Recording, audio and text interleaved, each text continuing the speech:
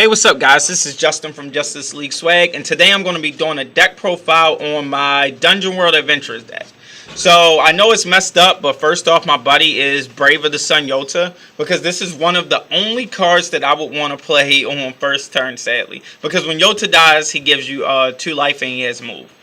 So, that buddy call and then him dying puts you at 13 early, and a lot of decks these days are fast, so I prefer to play him if I have to go first before my opponent.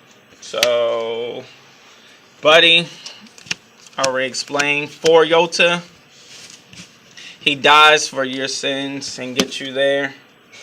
Next up, his brother Gao. We're also running at 4. This is like one of the backbone cards of the deck because you link attack with another adventurer and you, well, on call you give another card critical. I usually like to give Tetsuya a critical or one card that I'm sure can kick out damage or even out the damage on the field, the critical. Himself the critical if I absolutely have to, but primarily give it to another card because usually he's the target for removal. And if something gets removed, you want to still balance like damage around the field. So Gao's ability, link attack with adventurer, and then he stands the card that he links with by paying 1 gauge. So it's really good and it allows you to aggressively hit your opponent. You can deal 10 damage with just him and another card alone. Next up for my size 1s. This deck is completely size 1, by the way. It's a complete rush deck. Black Knight of Clarity, Alquiote. When this card deals damage, or if it destroys your opponent's monster, you get to draw a card. So playing against center-based decks or like only assassins, this card is really good because you can link attack with Gao or Tetsuya, restand them, and get off multiple swings. When you get off multiple swings with this on a lot of your opponent's monsters, not only are you attritioning them, but you're plussing a lot. So you can ideally pay for your entire field by this just going like ham on your opponent's monsters. Or you could go for damage with this if you call Gao after he's already on the field and give him the crit, so he link attacks and swings with Gao. So it's like more pressure on your opponent to block the attack. Next up for 1s, we are running Friends of the Braves, Baku and Kuguru. These cards run the deck with searching out your item. Because I don't run mission cards in this because I felt like the mission cards were too much of a headache, especially party form. Because whenever you draw party form and you don't have a mission card to play after it, it's a dead draw. So I prefer to just run Baku and Kuguru to search out the item or to search out Gao or Tetsuya, depending on whatever I need. And the 2 gauge costs, like, don't even pay it any mind. Like, it's so easy to get around the 2 gauge costs with the amount of adventurers that I'm running in here that give you gauge, like either on call or by attacking. So one of those is Legendary Messiah Tsuku. I'm running at 3. On enter, he gives you a gauge and a life. And you want to call this to the center, so that when you swing, your item is open to get in its double attack once you proc it from link attacking with your adventurers on the side. So he's really in here just to fall off the field for you. I don't want to run 4 of these because you only want to call this card to the center, and you only want to call this card to the center before you go off on your opponent.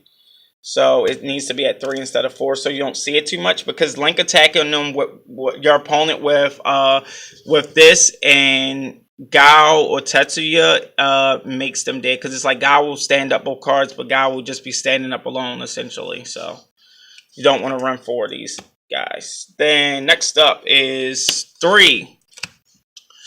Purgatory Demonic Swordsman. Another Tsuku. I think we're running like 3 Tsuku on this deck, but this is only at 3 because you don't want to call, well, you cannot call this to the center, and you don't want to have a lot of dead draws, but he can clear up your center for your item to get in more attacks.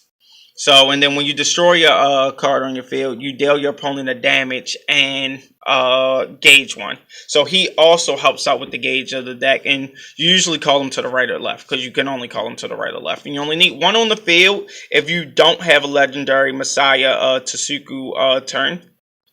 Otherwise, sometimes I'll charge them if I don't need them.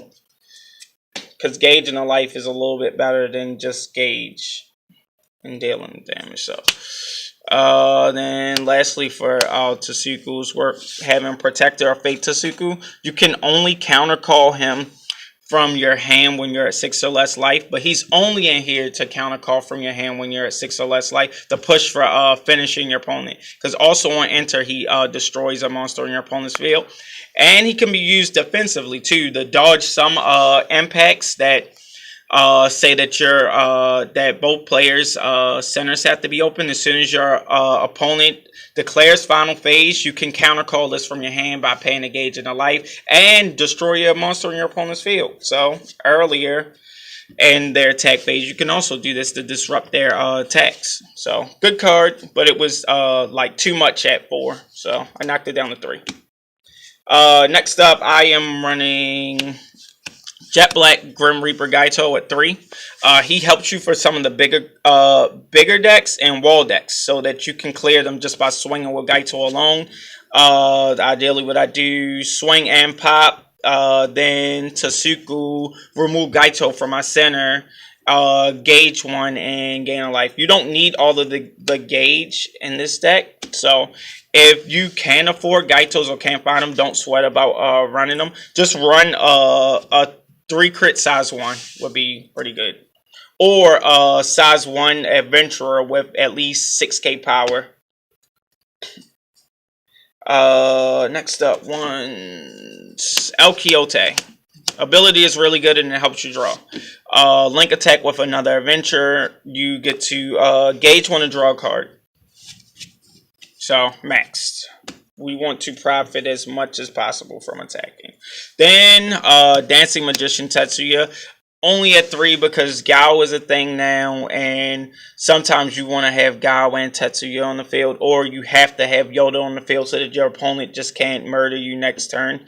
So, Tetsuya's at 3. The weapon really helps his power be a little bit more relevant in this format, especially while dealing with a lot of Hero World decks.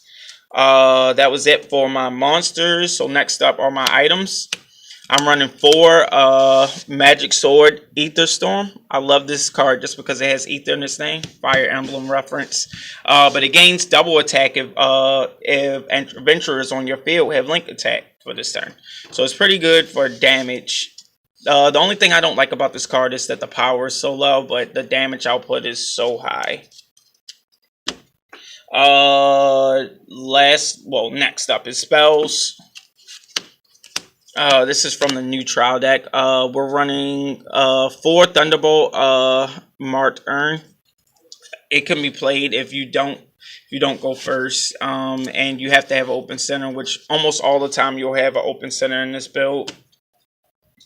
Also running 4 Divine Protection of Shelsana.